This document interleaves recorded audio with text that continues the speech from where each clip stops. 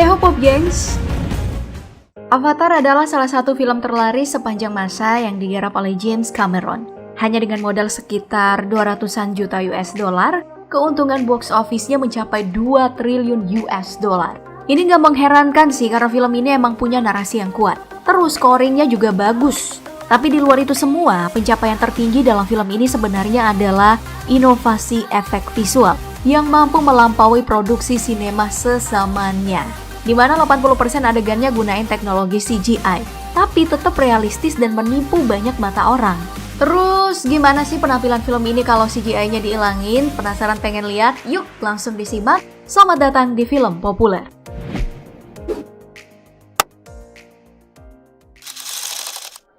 Hal pertama yang bakal kita bahas adalah motion capture. Ini adalah teknologi yang awalnya digunain buat bikin game dan udah ada sejak tahun 1981. Terus, seiring perkembangan zaman, penggunaan teknologinya mulai meluas ke industri film.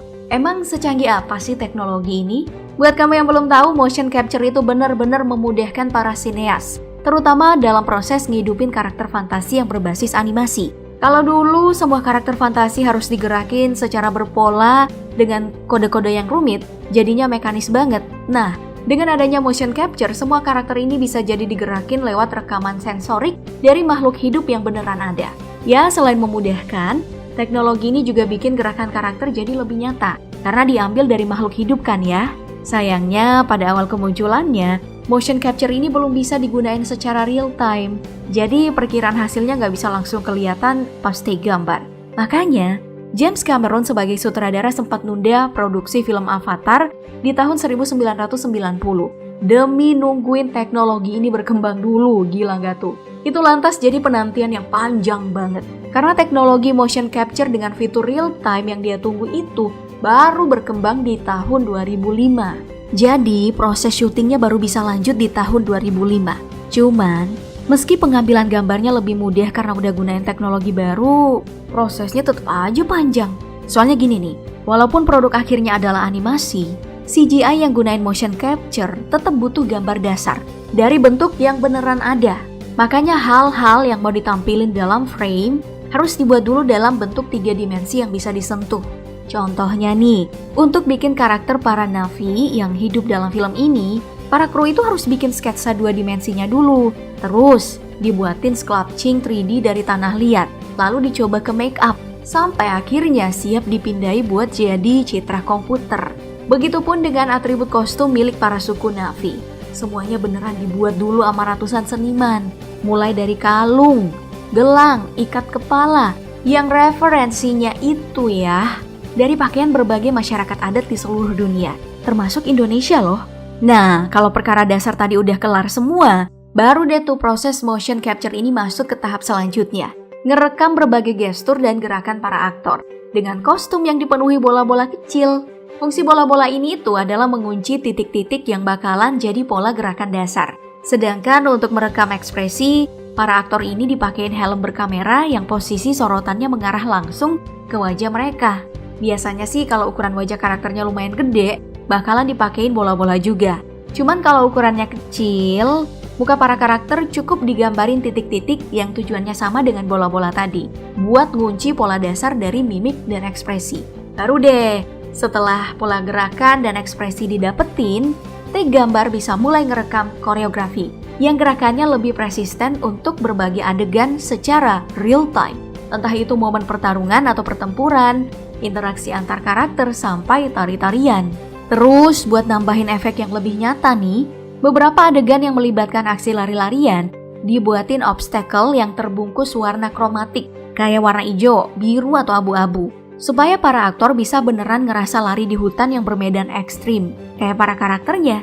Sedangkan untuk adegan lompat-lompatan dan juga manjat-manjat, para aktor dipasangin tali pengaman dan lantainya dikasih matras supaya mereka nggak ragu meski disuruh ngelakuin akting jatuh yang kelihatan realistis. Dan biar ekspresi rasa sakitnya lebih dapet nih, para kru juga nambahin beberapa elemen, kayak tongkat yang dikasih bola atau busa, sebagai gambar latar buat pohon atau dinding yang ditabrak para karakter. Juga dalam beberapa keadaan bisa nimpa mereka. Tapi tentu penggunaan motion capture ini nggak cuma diterapin ke karakter yang gunain gerakan atau ekspresi berbasis manusia, kayak para suku Na'vi. Karakter penghuni hutan Pandora yang gunain bentuk hewan juga dipakein teknologi ini. Cuman emang, meski ada beberapa karakter hewan kayak para dire horse yang gunain kuda asli sebagai talent, dalam adegan lain ada juga kok hewan yang aslinya cuman kostum, terus digerakin sama manusia deh. Misalnya para Austrapid. Dan yang paling banyak adalah kendali gerak yang kadang diganti dengan motion capture kayak para Mountain Banshee. Terus ada juga yang cuman gunain tongkat dengan bola-bola kecil kayak para Thanator. Ya, kalau ada adegan yang kamu harapin gak pakai motion capture dalam film ini sebelum ditimpa dengan CGI, itu mungkin cuman kendaraan militer kayak helikopter milik pasukan manusia. Soalnya kan emang bukan makhluk hidup. Jadi dipakein teknologi analog juga nggak masalah. Gerakinnya juga gampang, tinggal pakai pengungkit sama hidrolik. Cuman emang bikinnya itu jadi lebih ribet karena dia jatuhnya jadi kayak set sendiri meskipun ukurannya lebih kecil. Oh, selain helikopter ada robot penyerang juga sih yang sama sekali nggak pakai motion capture, tapi boneka mekatronik dengan pergerakan yang terbatas.